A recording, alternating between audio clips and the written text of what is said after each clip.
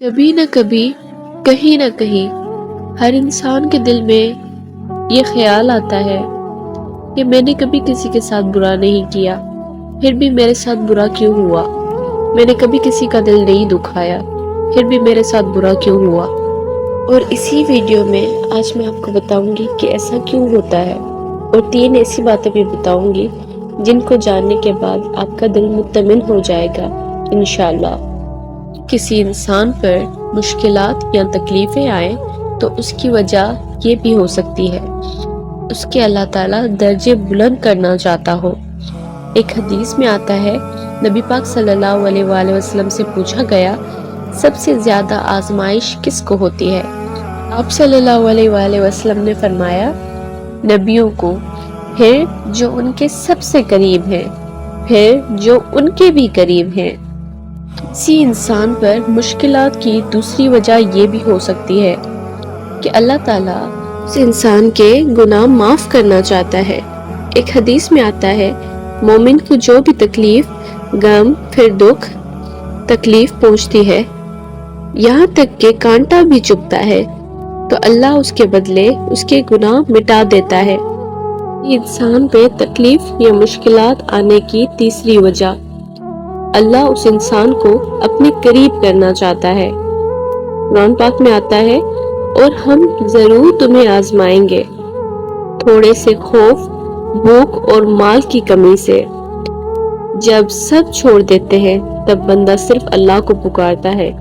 اللہ چاہتا ہے کہ جب بھی کسی انسان پر اللہ تعالیٰ تکلیف دے یا آزمائش دے تو وہ اللہ تعالیٰ کی طرف لوٹ آئے اور اللہ تعالیٰ سے مدد مانگے، انسانوں سے نہیں۔ چوتھی وجہ ہے دنیا میں جزا نہ دینا۔ ایک حدیث میں آتا ہے کہ اگر دنیا اللہ کے نزدیک مچھر کے پر کے برابر بھی ہوتی تو وہ کافر کو ایک گھونٹ پانی بھی نہ دیتا۔ کافر کو یہی سب مل جاتا ہے، مومن کا حساب آخرت میں ہے۔ اللہ تعالیٰ قرآن میں فرماتا ہے، صبر کرنے والوں کو ان کا اجر بے حساب ملے گا۔ پانچویں وجہ ہے کہ اللہ تعالیٰ اس کا ایمان چیک کرنا چاہتا ہے، یعنی ایمان کا ٹیسٹ۔ قرآن میں آتا ہے، کیا لوگ یہ سمجھتے ہیں کہ صرف یہ کہنے سے چھوڑ دیے جائیں گے کہ ہم ایمان لائے اور انہیں آزمایا نہیں جائے گا؟ یاد رکھیں کہ اصل مومن وہی ہے جو تکلیف میں بھی الحمدللہ کہے، تکلیف میں بھی اللہ کو یاد کرے اور اللہ کا شکر ادا کرے۔ چھٹی وجہ کہ اللہ تعالیٰ آپ کی تکلیف کو یا آپ کو کسی کے لیے مثال بنانا چاہتا ہو۔ آپ کی تکلیف بھی کسی کے لیے سبق بن سکتی ہے۔ آپ کو اللہ تعالیٰ کسی کے سبق کا ذریعہ بنانا چاہتا ہو، تب بھی آپ پر مشکلات اور آزمائش آ سکتی ہے۔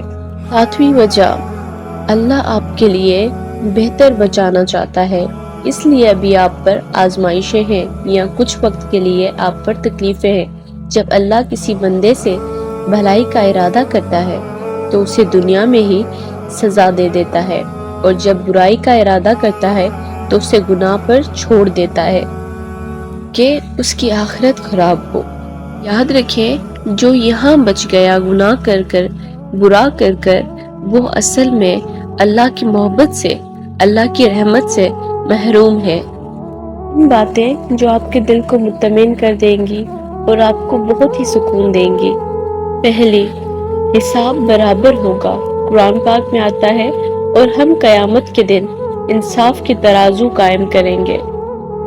یاد رکھیں، جب اللہ تعالیٰ انصاف کا ترازو قائم کرے گا تو آپ کی محنت ضائع نہیں جائے گی، آپ کا آنسو، آپ کی تکلیف، آپ کی بھلائی ضائع نہیں جائے گی۔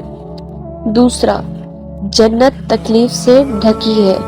ایک حدیث میں آتا ہے، جنت کو مشکلوں سے ڈھک دیا گیا ہے، آسان راستہ جہنم کو جاتا ہے۔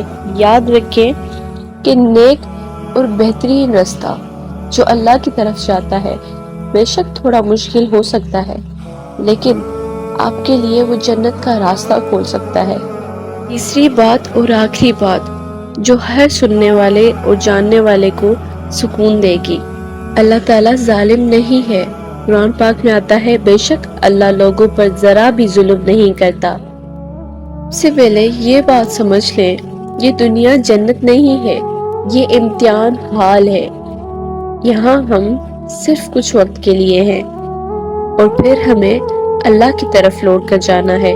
یہ دنیا صرف امتحان کا گھر ہے، آزمائش کا وقت ہے۔ اللہ تعالیٰ فرماتا ہے اس نے موت اور زندگی بنائی تاکہ تمہیں آزمائے کہ تم میں بہترین عمل والا کون ہے۔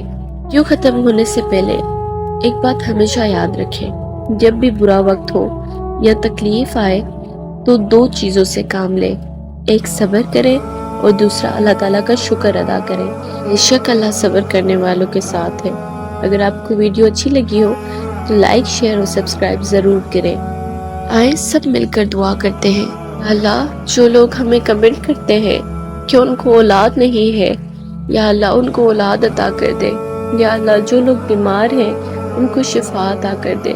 یا اللہ جو لوگ کسی بھی مصیبت یا کسی بھی تکلیف میں ہیں، یا اللہ ان کی مشکلات کو دور کر دے۔ یا اللہ ہم سب کو نیک راستے پر چلا۔ آمین یا رب العالمین۔